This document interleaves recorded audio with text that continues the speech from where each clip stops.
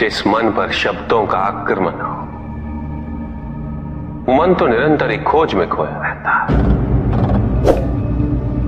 कभी शास्त्रों में, कभी पर्वतों पर, कभी समुद्र के किनारे, तो कभी तीर्थ स्थलों पर, कभी मंदिरों में, कभी वन में।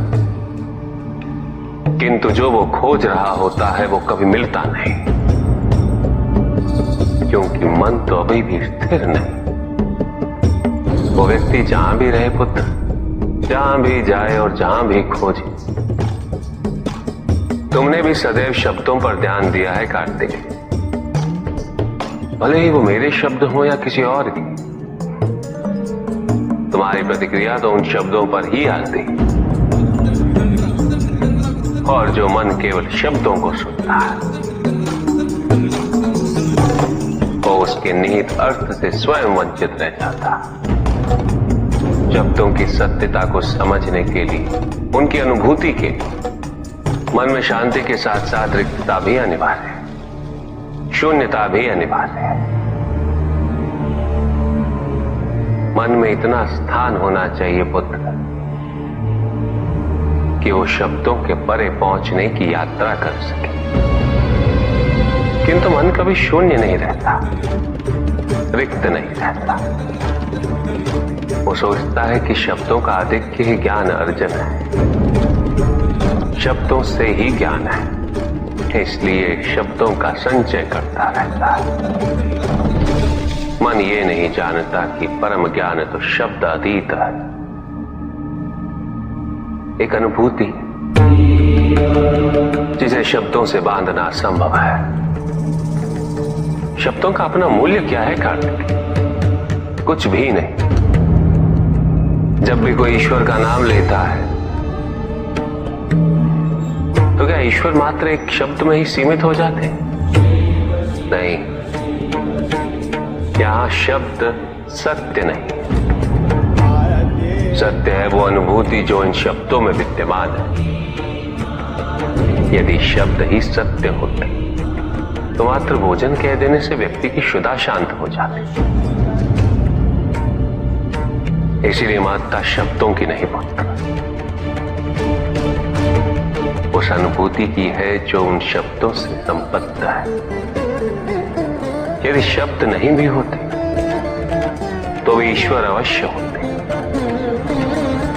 यदि शब्द नहीं भी होते तो सुख और दुख की अनुभूति अवश्य होती, जल की शीतलता की अनुभूति होती, सूर्य की ऊष्मा और चंद्र की शीतलता की अनुभूति होती, प्रेम की अनुभूति होती। किंतु यदि अनुभूतियां ना हो तो शब्द निरर्थक है। शब्दों से तृप्त हो जाना ज्ञान का अंत है, अज्ञानता का प्रारंभ है। ज्ञानी वही है जिसके पास अनुभूतियां, अनुभव, और उसके लिए मन को शांत व रिक्त तो करना ही पड़ेगा पुत्र।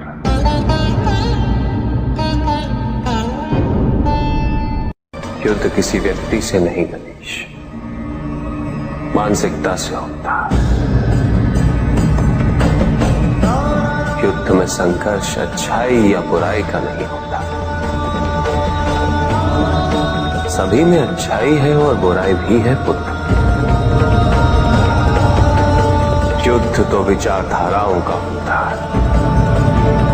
व्यक्ति अपने पराक्रम पर, अपनी क्षमता पर विश्वास कर युद्ध करता है, और जब उस विश्वास को क्षति पहुंचती है तो सब कुछ निरर्थक प्रतीत होने लगता है। किंतु आपसे पराजित होकर भी लोहितांग क्यों नहीं समझ रहा? उसे अपनी स्वतंत्र इच्छा का उपयोग कर उचित मार्ग पर चलने का प्रयास करना चाहिए। व्यक्ति अपने को खो दे समझती है, व्यक्ति अपने को समर्पित कर दे, छोड़ दे अहंकार को, तो ब्रह्म की इच्छा ही पूर्ण होती है,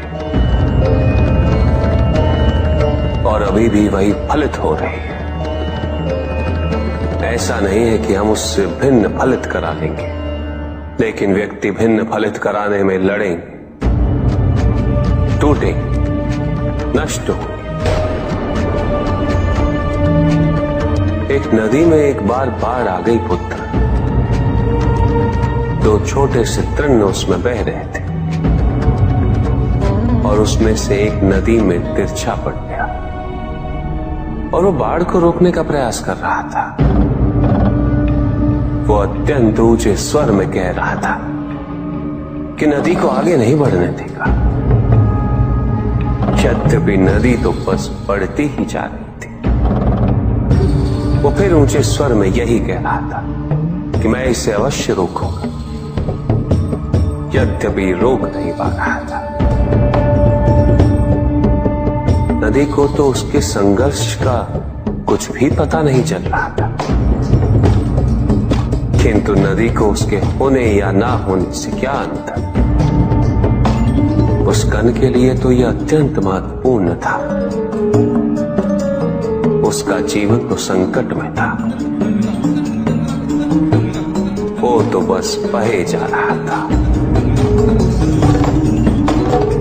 वो जहां भी पहुंचता, किंतु उससे पहुंचना तो संघर्ष करके ही था। किंतु ये बीच का क्षण, ये बीच का काल दुख, पीड़ा, द्वंद्वता का काल है। वहीं दूसरी ओर जो दूसरा तृण था, उसने अपने को समर्पित कर दिया। वो तो नदी में सीधा पड़ा हुआ था। नदी के प्रवाह के साथ साथ बहता जा रहा था और उसे ऐसा प्रतीत हो रहा था जैसे कि वो नदी को दिशा दे रहा है, उसे प्रवाहित होने में सहायता कर रहा हो। वो तो ये निश्चय कर बैठा था कि नदी को समुद्र तक पहुंचाकर ही रहेगा, किंतु नदी को उसकी उपस्थिति का भी आभास नहीं था। नदी पर उन दोनों के होने या ना होने का कोई प्रभाव नहीं था। नदी तो बस बहे जा रही थी।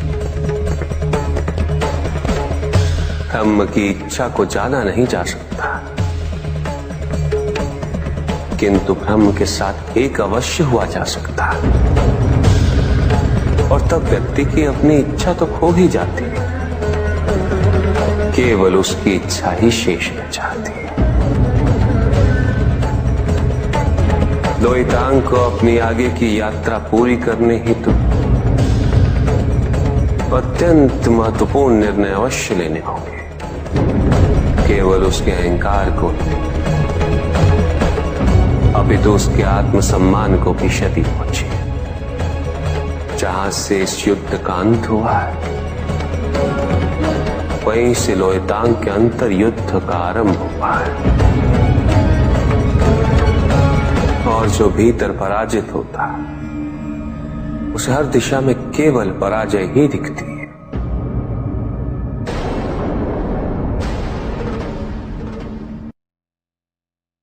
एक प्रश्न पूछ सकता हूं? अवश्य ऋषि कश्यप। जहां प्रश्न नहीं वहां जिज्ञासा नहीं,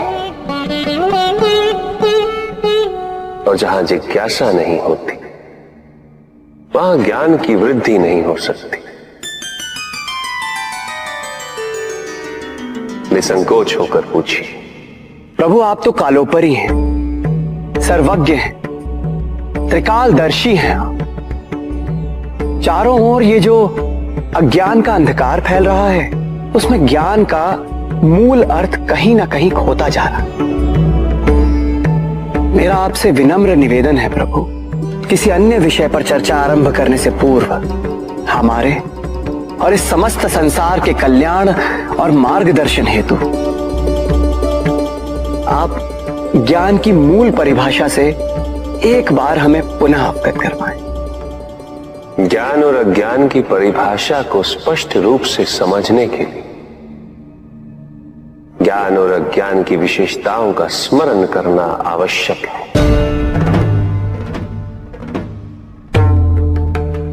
जिसके कारण स्वार्थ, विनाश, क्रूरता, अशांति और भय में वृद्धि हो। वो अज्ञान है। किंतु जो व्यक्ति को उदार, निर्भीक, सहनशील और विनम्र बनाए, वही ज्ञान है। अज्ञान की शक्तियां दुरुपयोग करने हेतु प्रेरित करती हैं, किंतु जो अपनी शक्तियों और अपने सामर्थ्य के प्रति अपने उत्तरदायित्व को समझाए, जो न केवल अपने अपितु अपने से पहले संसार के उद्धार हेतु प्रोत्साहित करे, वो ज्ञान है। ज्ञान का मूल उद्देश्य ही परोपकार है, सृजन है। दूसरों की भावनाओं को समझना, उनका आदर करना, यही ज्ञान है। क्योंकि ज्ञान हमें न केवल अपने अपितु दूसरों के दुख और सुख के प्रति भी संवेदनशील बनाता है। किंतु जो दूसरों की भावनाओं का अनादर करे, उसे ज्ञान की श्रेणी में कैसे रखा जा सकता है? अज्ञान के कारण व्यक्ति सांसारिकता में बंधता जाता है, वो माया में उलझता जाता है। अज्ञान परम सत्य से दूर ले जाने का माध्यम है, किंतु ज्ञान व्यक्ति को परम सत्य की ओर ले जाता है। ज्ञान मुक्तिदायक है, मोक्ष का मार्ग है, और इस मुक्तिदायक ज्ञान का सर्वोच्च रूप है आत्मज्ञान, और यही ज्ञान की पूर्णता भी है। सभी के उद्धार के लिए मैं आपसे निवेदन करता हूं, भक्ति का उचित मार्ग बताए हमें, ताकि मेरी भांति दूसरा कोई भूल ना करे। भक्ति मुक्ति का आधार है पुष्पधन, और मुक्ति तो केवल समर्पण से ही संभव होगी। और समर्पण के प्राय भक्ति कब मोह में परिवर्तित हो जाती है, और ऐसे में पथ भ्रमित होना अनिवार्य है।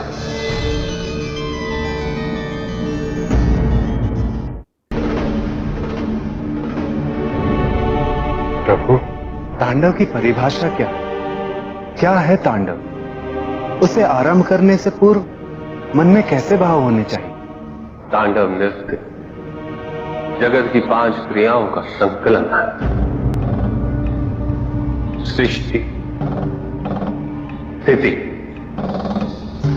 प्रलय, तिरोभाव और अनुग्रह, अग्नि, जल, वायु, पृथ्वी और आकाश। मेरे नृत्याकार शरीर के 5 मुख,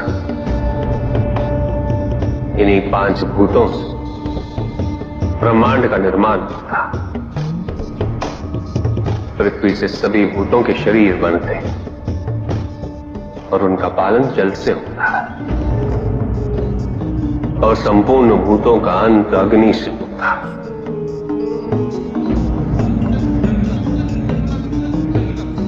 वायु तथा आकाश में तिरोभाव और अनुग्रह की शक्ति। इस प्रकार मेरे ये 5 महाभूत मुख मेरे नृत्य की 5 महाक्रियाओं का प्रतीक है। धन आवश्यक है ऋषियंत्र, क्योंकि धन मूल आवश्यकताओं को पूरा करने में सहायक होता है। किंतु जब कोई व्यक्ति इच्छाओं को आवश्यकता समझने लगे,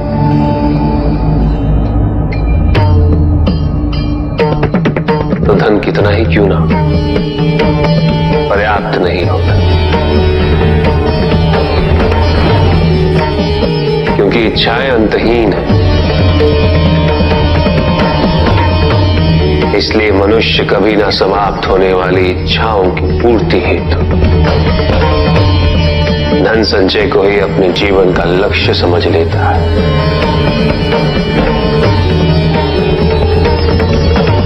वो लोभी बन जाता है।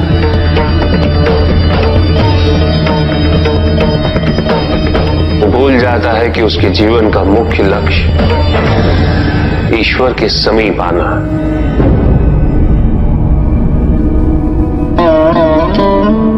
ऐसे लोभी व्यक्तियों को अपनी मृत्यु के समय भी यही दुख रहता है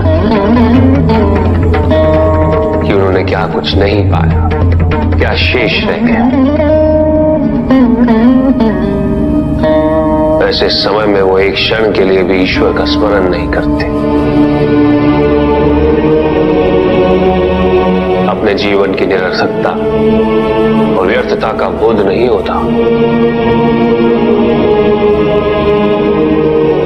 मिलना चाहिए, धन चाहे कितना भी हो ऋषियत्र, मूल आवश्यकताएं तो केवल उतनी ही। तन ढकने के लिए वस्त्र, पेट भरने के लिए आहार और शरण के लिए भवन। इन आवश्यकताओं के पूर्ण होने के पश्चात जो भी है वो इच्छा है। धनी व्यक्ति के पास जो भी अतिरिक्त धन होता है वो उसे दान करना चाहिए, उनके उद्धार के लिए जो अपनी मूल आवश्यकताओं को पूरा नहीं कर सकते।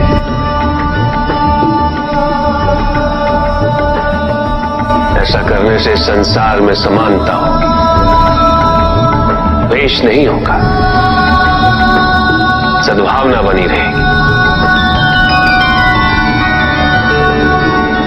किंतु कुछ व्यक्ति इस तथ्य को समझ ही नहीं पाते। उन्हें अपने एकत्रित किए हुए धन से इतना मोह हो जाता है कि वो उसका एक अंश भी किसी और को नहीं देना चाहते।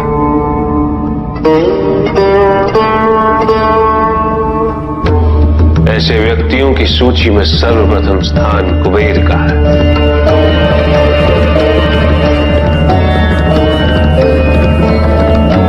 इस संसार में सबसे अधिक धन उन्हीं के।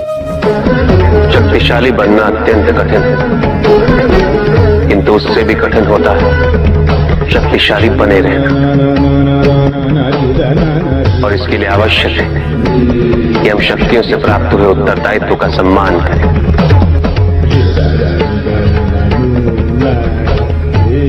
अन्यथा हम स्वयं पर निरंतर खो देते और ये हमारे पतन का कारण बनता है। युद्ध में की गई भूल और उपलब्धियों से कुछ न कुछ सीखना आवश्यक है कार्तिक। बुराई और अच्छाई के मध्य ये युद्ध निरंतर चलता रहेगा। आज एक अध्याय समाप्त हुआ है, कल दूसरा अध्याय आरंभ होगा। जब तक इस समस्त संसार में बुराई है तो अच्छाई भी होगी, किंतु अच्छाई और बुराई के युद्ध में जीत सदैव अच्छाई की ही होगी। प्रभु, क्या संसार में केवल सुख का होना संभव नहीं है? प्रत्येक आत्मा का लक्ष्य केवल सुख की प्राप्ति ही तो है।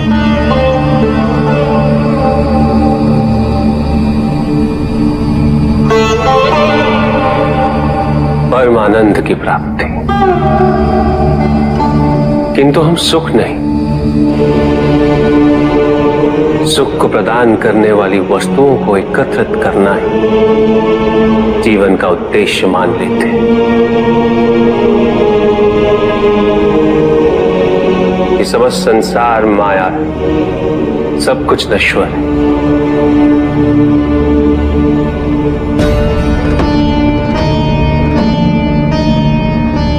जिन वस्तुओं को हम सुख का स्रोत समझकर एकत्रित कर रहे हैं वो सदैव नहीं रहेंगे। जो व्यक्ति सत्य को जानते हुए भी लोभ का परित्याग नहीं करते वो सदैव इन्हें खोने के भय में जीते।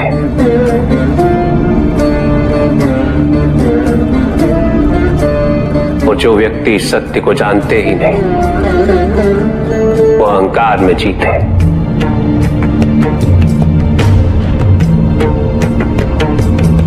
और जहां अहंकार और भय उपस्थित हो,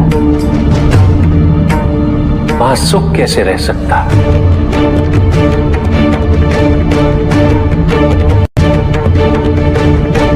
किसी को यह दुख है कि उसके पास कुछ भी नहीं, और जिसके पास सब कुछ, उसे यह दुख है कि पाने को कुछ शेष नहीं। सुख को हम स्वयं अपने दृष्टिकोण से परिभाषित कर देते हैं, जबकि वास्तविकता इससे भिन्न है।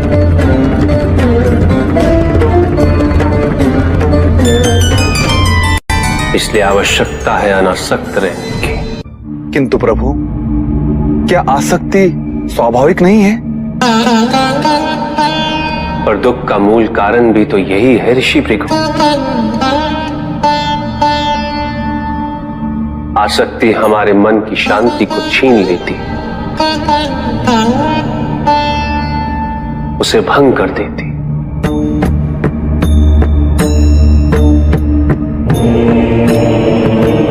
हमारी बुद्धि को स्थिर नहीं रहने देती, उसे चंचल बना देती।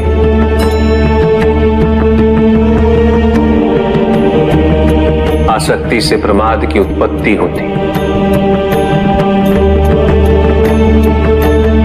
प्रमाद मद होता है, और मद अहंकार का स्रोत है। और अहंकार पूर्णतः अशुभता में परिवर्तित हो जाता है,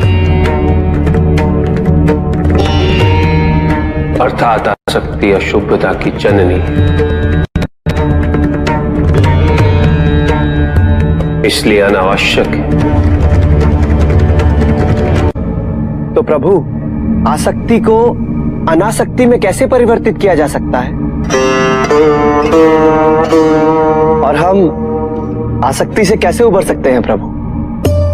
आसक्ति से मुक्त होना ही अनासक्ति है। आसक्तिहीन होने के लिए अपने और पराये का भेद मिटाना अनिवार्य है।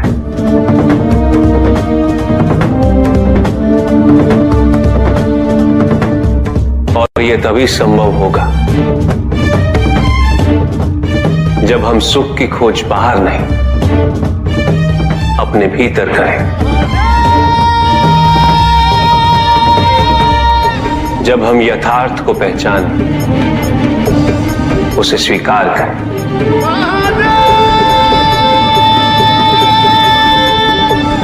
हम अपने सुख को सांसारिक तत्वों से परिभाषित नहीं करें। जब तक हम ऐसा करते रहेंगे, हम बंधते जाएंगे।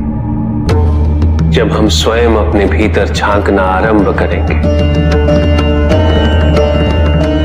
हमारी मुक्ति का मार्ग स्वतः प्रशस्त होता जाएगा। महादेव, आपने हमें दुख का कारण तो बता दिया। प्रभु, ये विवाह मुझे स्वीकार्य नहीं है प्रभु। मैं मेरे जीवन का प्रत्येक क्षण आपकी सेवा में समर्पित करना चाहता हूं। मैं नहीं चाहता हूं कि मेरा कोई भी संबंध मेरे भक्ति को विभाजित या बाधित करने का कारण बने। नंदी, विवाह तुम्हें मेरी भक्ति के लिए अयोग्य कैसे बना देगा? उसमें बाधा कैसे उत्पन्न कर देगा? माता, आपके और प्रभु के बीच में इतनी चुनौतीपूर्ण स्थितियां उत्पन्न हुई, फिर भी आप दोनों स्थिर रहे। किंतु मेरे लिए यह संभव नहीं है माता,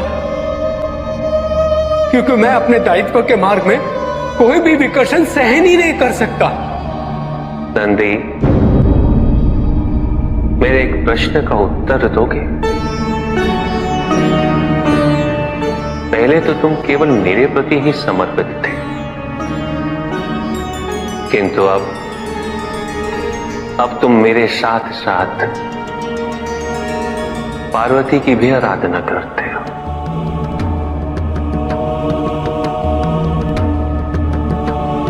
क्यों? प्रभु, माता आपकी अर्धांगिनी है, आपकी पूरक, जिस प्रकार आप उनके पूरक हैं। आप माता के कारण आनंदित रहते हैं, उनकी उपस्थिति आपको प्रसन्नता देती है। अन्यथा आपको इतना हर्षित उनसे पहले मैंने कभी नहीं देखा है। फिर कुमार कार्तिकेय का जन्म, अशोक सुंदरी का जन्म, और फिर हमारे गणेश का जन्म।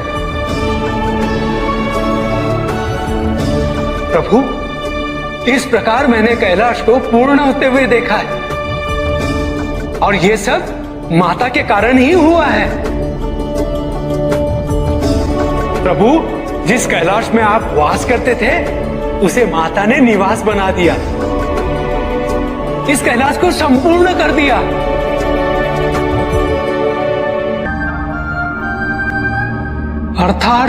अर्थात व्यक्ति की पूर्णता हेतु विवाह आवश्यक है नंदी। जैसे स्वामी और हम एक दूसरे के पूरक हैं, उसी प्रकार तुम्हारी अर्धांगिनी और तुम एक दूसरे के पूरक बनोगे। विवाहित जीवन की अनुभूति, परिवार का सुख, उसके सुख और उसकी सुरक्षा के लिए संघर्ष, ये सभी अनुभूतियां व्यक्ति के विकास के लिए अनिवार्य है नंदी। किंतु प्रभु, मेरी स्वतंत्रता। स्वतंत्र तो वो नहीं है नंदी जो विवाह के विचार से भयभीत होते हैं या संकोच करते हैं, क्योंकि स्वतंत्रता तो वो है जो किसी भी विचार से प्रभावित ना हो, किसी भी सुख, किसी भी दुख से प्रभावित ना हो। और जो व्यक्ति इतना तटस्थ हो, जागरूक हो, उसकी स्वतंत्रता को तो विवाह से भी प्रभावित नहीं होना चाहिए। और फिर क्या गणेश, कार्तिकेय और अशोक सुंदर, ये सभी विवाह उपरांत परिवर्तित हो गए। क्या उनका विवाहित होना उनकी भक्ति और उनके समर्पण में बाधा बन गया नंदी? उनकी स्वतंत्रता में बाधा बन गया? क्या अपने माता पिता के प्रति उनका प्रेम और उनका सेवा भाव घट गया नंदी? फिर मेरे एक और पुत्र को ये चिंता क्यों?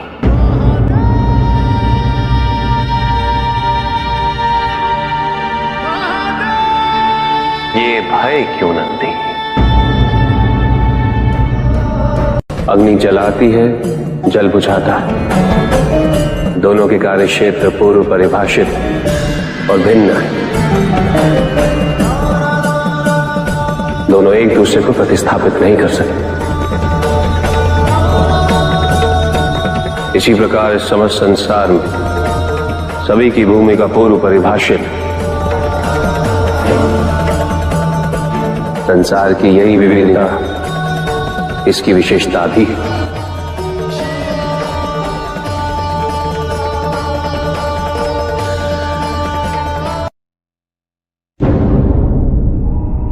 सृष्टि के निर्माण उपरांत एक बार नारायण ने तप के लिए महादेव से उत्तम स्थान के निर्देश की याचना की।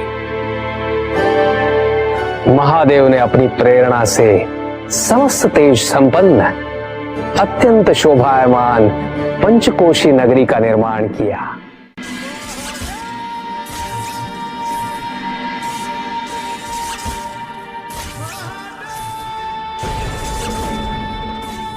वहां उपस्थित होकर नारायण ने बहुत काल तक तपस्या की।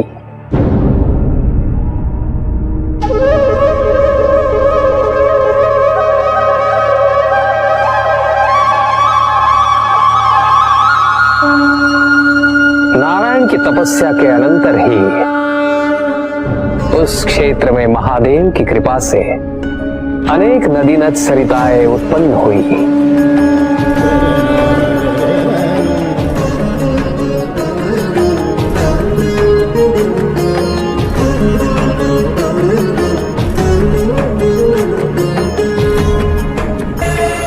इस सब को देखकर आनंदमयी हो उठे नारायण ने जैसे ही अपना शीश हिलाया, उनके कान की मणि गिर पड़ी।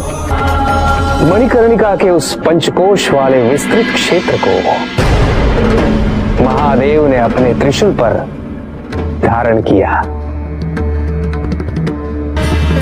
महादेव ने अपनी शक्ति से उस पंचकोशी तीर्थ को सभी 14 लोकों से पृथक रखा और आगे इन सब से अलग उसको मृत्युलोक में स्थापित किया। नारायण की यह मणिकर्णिका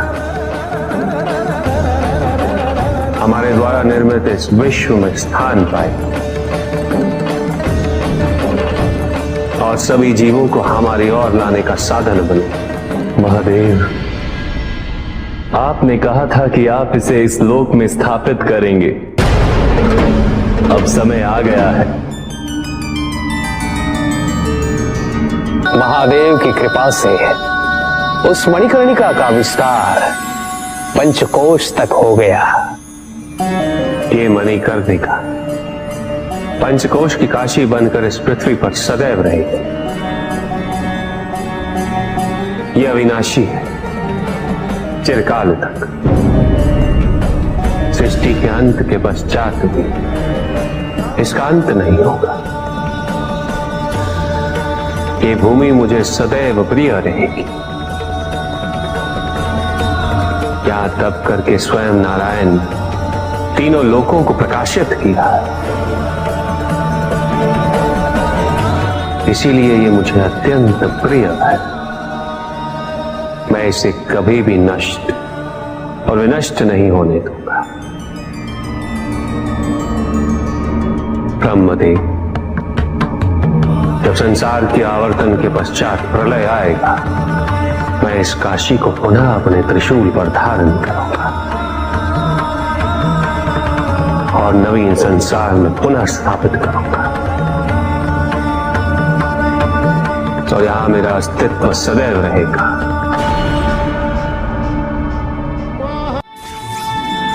महादेव ने उस क्षेत्र से अपने आत्मिक योग को ध्यान में रखते हुए अपने ज्योतिर्लिंग को वहां स्थापित किया, जो इस क्षेत्र से कदापि पृथक नहीं हो सकता। विश्व की स्थापना तो हुई,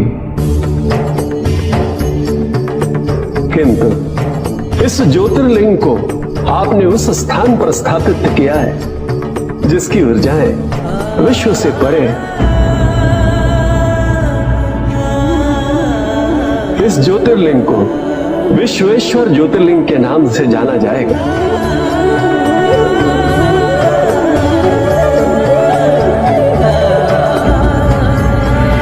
महादेव उस काशी को अपने त्रिशूल पर प्रलय और अनिष्ट की स्थिति में धारण कर उसका संरक्षण करते रहते हैं।